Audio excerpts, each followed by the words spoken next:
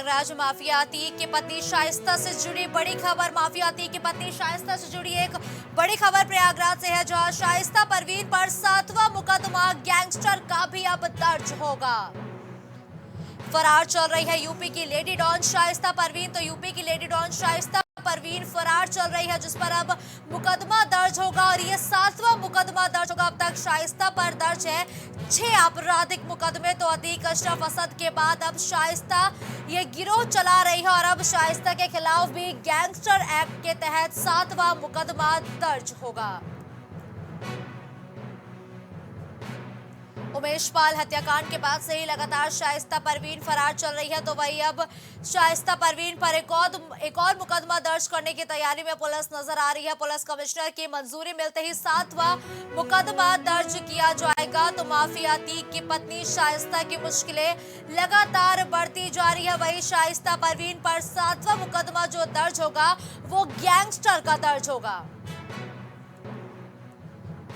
फरार चल रही है यूपी की लेडी डॉन शाइस्ता परवीन, जिस पर अब 7वां मुकदमा दर्ज करने की भी तैयारी की जा रही है। अब तक शाइस्ता पर दर्ज है 6 आपराधिक मुकदमे।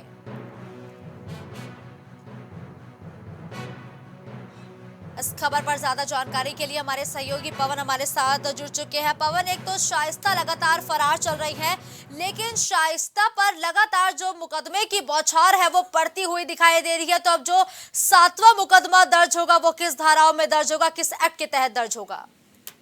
जी बिल्कुल मुस्कान, अगर हम पूरी इस घटना की अगर सिलसिलेवार बात करें तो बीते 24 फरवरी को इस घटना की शुरुआत होती है, जब अधिवक्ता उमेश पाल को दिन दहाड़े गोली और बम मारकर मौत के घाट उतार दिया जाता है। इस पूरे घटना में अतीक एंड कंपनी का नाम सामने आता है, जिसमें अतीक अहमद की पत्नी शाइस्ता परवीन भी आरोपी बनाई गई है।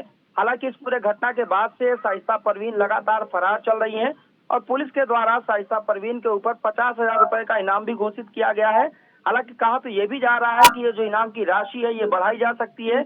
अगर हम शाइस्ता परवीन की बात करें तो शाइस्ता परवीन के ऊपर अभी तक 6 आपराधिक मुकदमे दर्ज हैं। हालांकि पुलिस कमिश्नर की मंजूरी मिलते ही 7वां मुकदमा जो है वो दर्ज होने की तैयारी की जा रही है। तो मतलब जो तस्वीर है वो साफ तौर पर बता रही है कि जो शाइस्ता परवीन को लेकर किस तरीके से पुलिस कार्रवाई करे और जल्दी इसके ऊपर कुर्की की कार्रवाई की जाएगी, क्योंकि 7वां मुकदमा दर्ज होती है गैंगस्टर के तहत शाइस्ता के जितने भी संपत्ति है उसके ऊपर कुर्की की कार्रवाई की जाएगी। हालांकि किस तरीके की या किस धारा में यह मुकदमा पंजीकृत होगा, जब तक इसका आधिकारिक बयान सामने नहीं आ जाता या आधिकारिक पुष्टि नहीं हो जाती तब तक ये कहना थोड़ी सी जल्दबाजी होगी। बिल्कुल बिल्कुल ठीक है, धन्यवाद पवन इस खबर पर हमारे साथ जुड़ते हुए दर्शकों तक तमाम जानकारी पहुंचाने के लिए।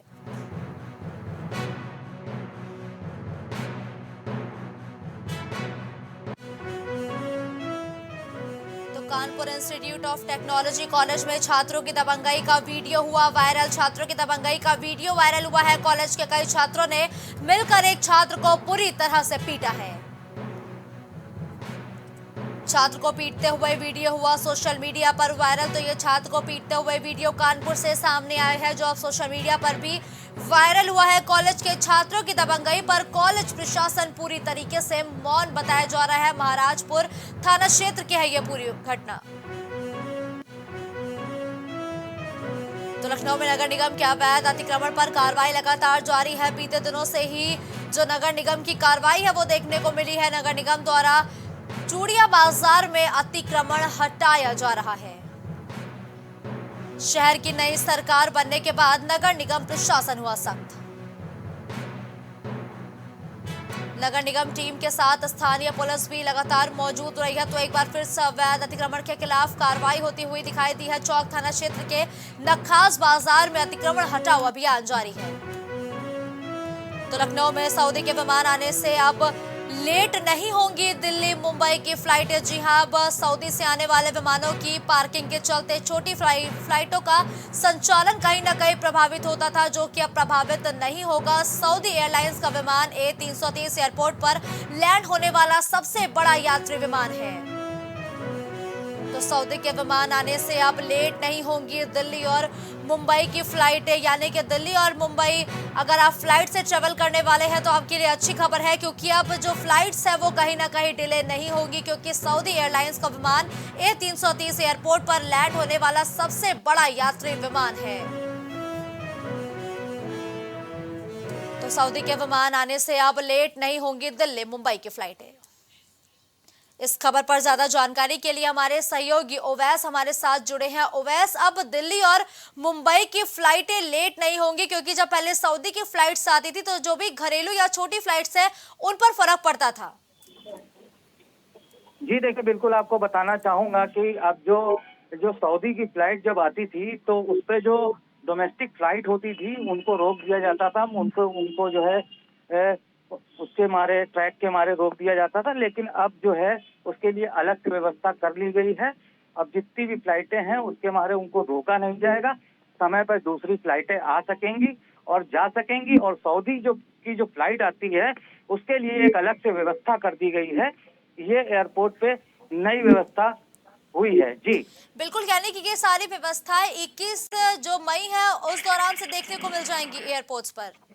जी बिल्कुल आपको बता दें कि ये व्यवस्थाएं किस मई से देखने को मिल जाएंगी और इन व्यवस्थाओं को पूरा कर लिया गया है। और यात्रियों के लिए एक बहुत अच्छी खुशखबरी ये है कि एयरपोर्ट पे बैठकर किसी इंटरनेशनल फ्लाइट का इंतजार नहीं करना पड़ेगा और जो उनकी फ्लाइट डोमेस्टिक फ्लाइट हैं उनको टाइम से जाने के लिए वो बिल्कुल इस मामले में बिल्कुल तैयार बैठे रहेंगे और जैसे ही फ्लाइट आएगी चले जाएंगे। और जी बिल्कुल, धन्यवाद ओवैस इस खबर पर हमारे साथ जुड़ने के लिए।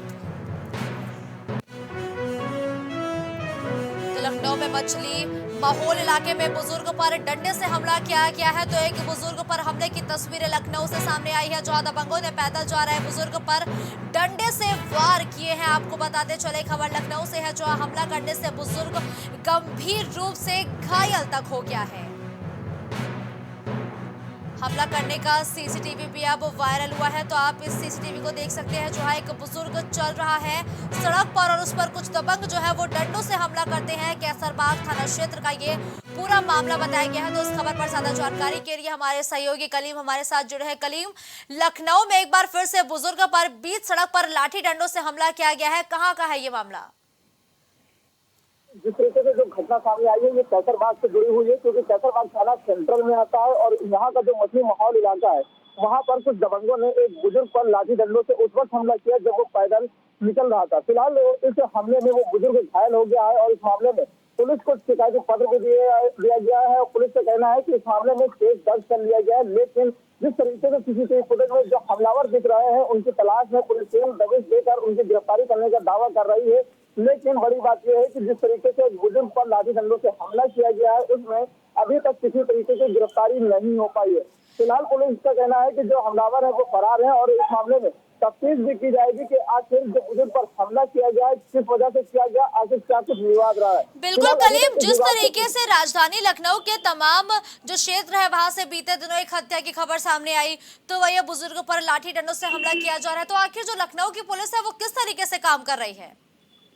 देखिए, तो फिलहाल इसमें फिर वही बात दोहराई जाएगी कि आखिर पुलिस की पेट्रोलिंग पर ही सवाल है, क्योंकि अगर पुलिस क्षेत्र में सक्रिय रहेगी तो जाहिर सी बात है दबंग जो है या फिर जो माफिया है या फिर जो नए तबके के लोग हैं जो आजकल गुंडई की तरफ ज्यादा बढ़ रहे हैं, यानी कि एक अपराध की दुनिया की तरफ बढ़ रहे हैं, तो इन पर अंकुश लगेगा। जब पुलिस क्षेत्र में रहेगी नहीं तो जाहिर सी बात है आम नागरिक भी उनसे भय में रहेगा और जाहिर सी बात है जरा सी बात होती है तो उसमें एक गुट पूरा इकट्ठा होता है और लाठी डंडों का इस्तेमाल हो जाता है। जब पुलिस को सूचना दी जाती है तब पुलिस मौके पर पहुंचती है। इसमें बड़ी बात जो कही जाए यानी कि यूपी 112 जो लगातार क्षेत्र में भ्रमण रहने के लिए कहा जाता है, लेकिन जो यूपी 112 की गाड़ी है वो अक्सर आप देखेंगे कभी पेड़ों के नीचे, कभी छांव के नीचे, कभी गलियों में लगा करके आराम फरमा रहे होते हैं, क्योंकि वो क्षेत्र में नहीं पहुंचते। अगर क्षेत्र में रहे तो जाहिर सी बात है इस तरीके की घटनाओं पर अंकुश भी लगेगा। फिलहाल जिस तरीके से सूचना मिलती है तो केवल पुलिस मौके पर पहुंचती है और दोनों पार्टियों को उठा करके थाने पे ले जाकर बैठा देते, उसके बाद इनको अपना पल्ला झाड़ने से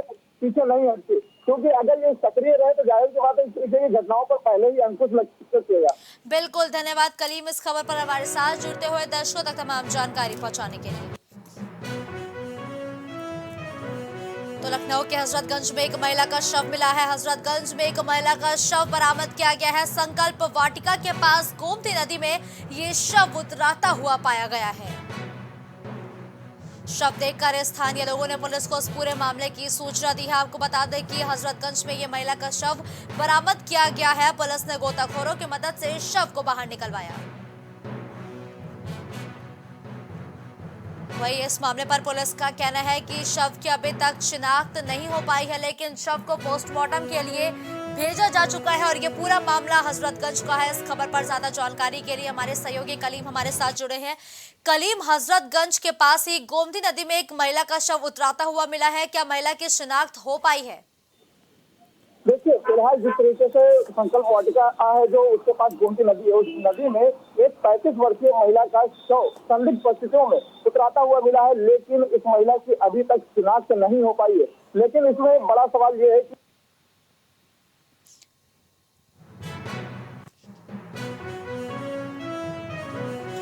तो कलीम से हमारा संपर्क टूट गया, मुझसे दोबारा संपर्क साधने का प्रयास करेंगे। आपको बता दें कि लखनऊ के हजरतगंज के पास ही गोमती नदी में एक महिला का शव उतराता हुआ मिला है।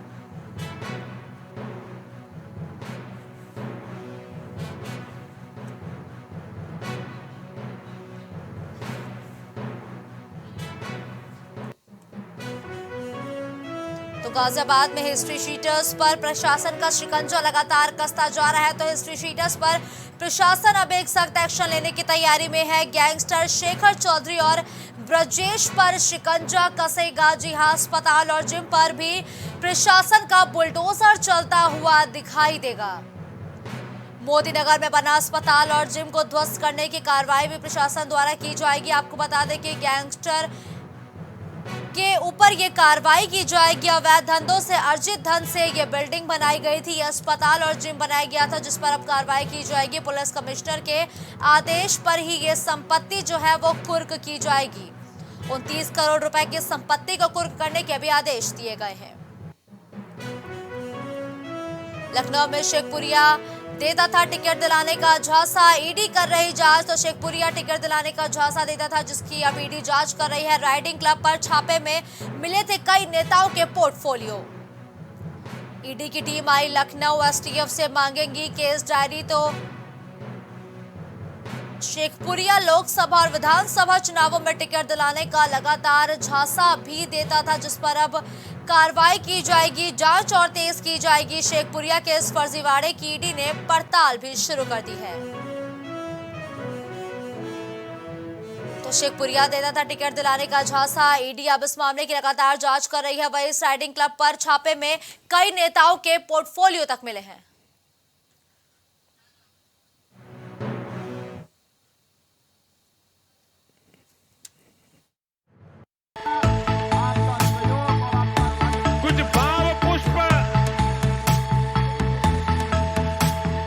आप देख रहे हैं प्राइम टीवी, सच साहस सरोकार।